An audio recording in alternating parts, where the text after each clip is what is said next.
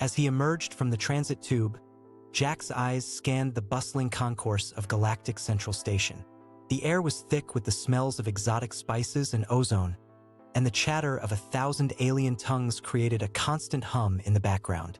He had been on the move for what felt like an eternity, jumping from planet to planet, trying to stay one step ahead of the authorities.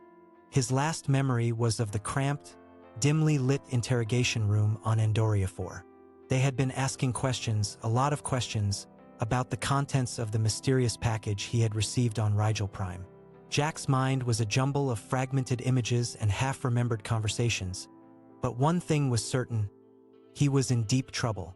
A gentle tap on his shoulder broke the reverie, and Jack turned to face a slender, silver-haired woman with skin like polished alabaster. Her eyes, an unnatural shade of emerald, locked onto his, and for an instant, Jack felt the universe tilt on its axis. "You're the one they're looking for," she whispered, as if reading his thoughts. "Come with me, and I might be able to help you unravel the threads of your complicated past." Without another word, she turned and disappeared into the crowd, leaving Jack to follow or not, as he chose. He followed, his eyes fixed on the silver hair as it weaved through the throng of aliens and humans, dodging cargo drones and luggage carts. They traversed the station's main concourse, passing by shops selling everything from sentient pets to black market cybernetic upgrades. The woman led him through a doorway emblazoned with the logo of the Celestial Oasis, a notorious watering hole and information hub.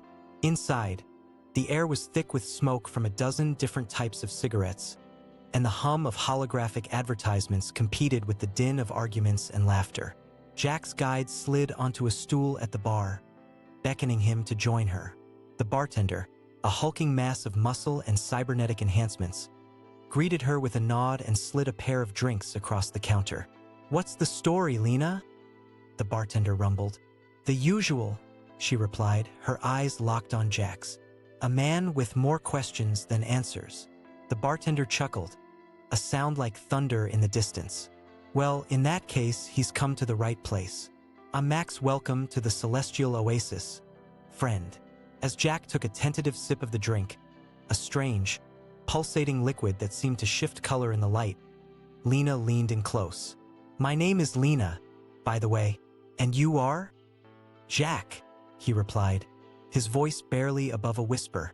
Lena's emerald eyes sparkled with amusement. "Ah, Jack. Well, Jack, it seems you've got a bit of a problem on your hands. You see, that package you received, it's not just any package. It's a dimensional key, and there are those who will stop at nothing to claim it." The words sent a shiver down Jack's spine. Dimensional key? What did that even mean? Before he could ask, a commotion erupted near the entrance, and a quartet of heavily armed men in black suits pushed their way into the oasis. Their eyes scanned the room, locking onto Jack with an unnerving intensity. Lena's grip on her drink tightened, and she leaned in closer to Jack, her voice taking on a conspiratorial tone. "I think it's time we took our leave, don't you, Jack? Max, if you'd be so kind as to..." The bartender nodded, and with a flick of his wrist, a hidden panel in the bar slid open, revealing a narrow alleyway. Lena grasped Jack's arm, pulling him toward the opening as the men in black suits pushed their way through the crowd, their eyes fixed on their quarry.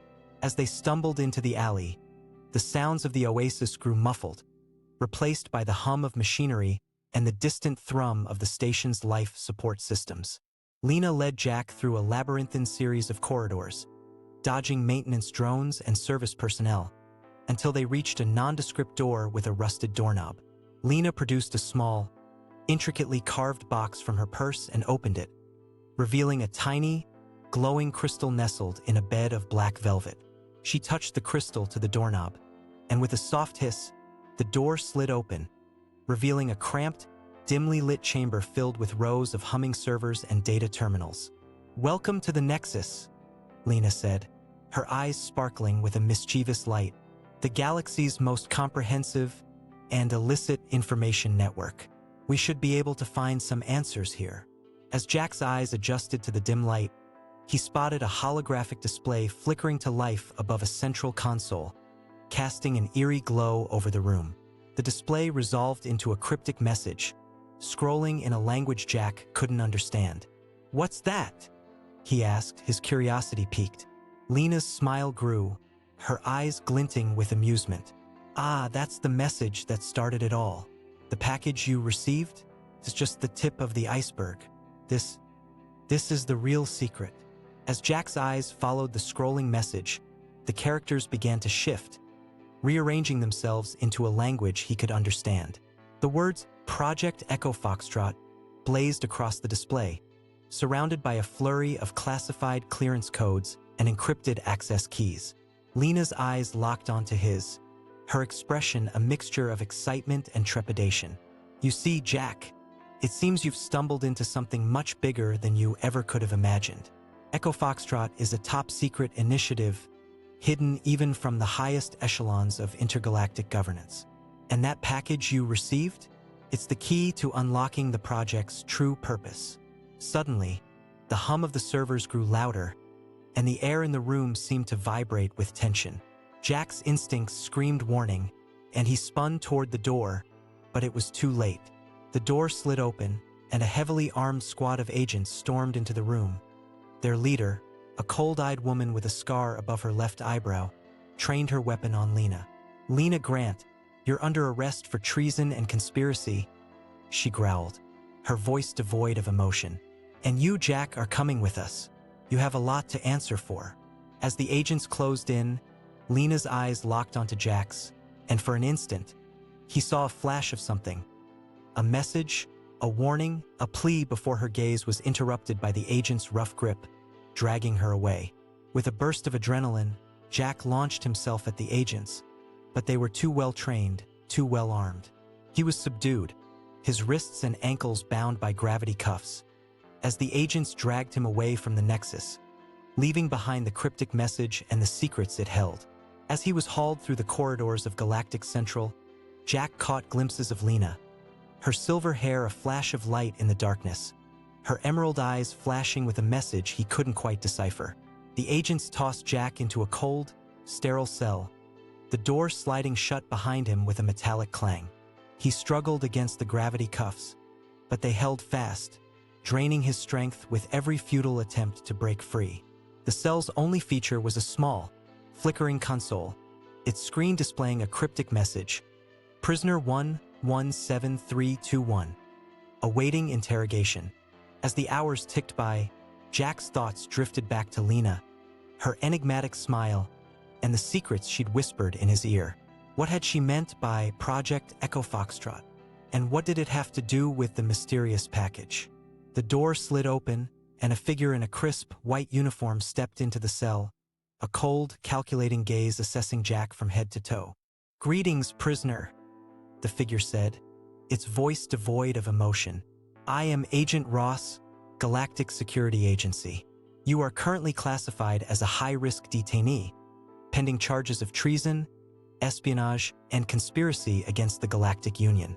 Jack met the agent's gaze, trying to read behind the mask of bureaucratic efficiency. "What about Lena?" he asked, his voice firm. Agent Ross raised an eyebrow. "Lena Grant is undergoing separate processing. Her cooperation is being encouraged." The agent's tone sent a shiver down Jack's spine. He knew that tone, that detached, clinical air that hid a multitude of torments. Jack's mind raced, trying to find a way to escape, to rescue Lena, to unravel the mystery of the package and ECHO-FOXTROT.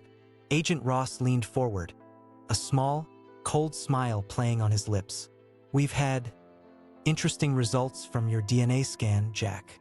It appears you possess certain unique genetic markers that could make you very valuable to our organization." As the agent's words hung in the air, Jack felt a creeping sense of dread. What did they want from him? What secrets lay hidden in his own DNA?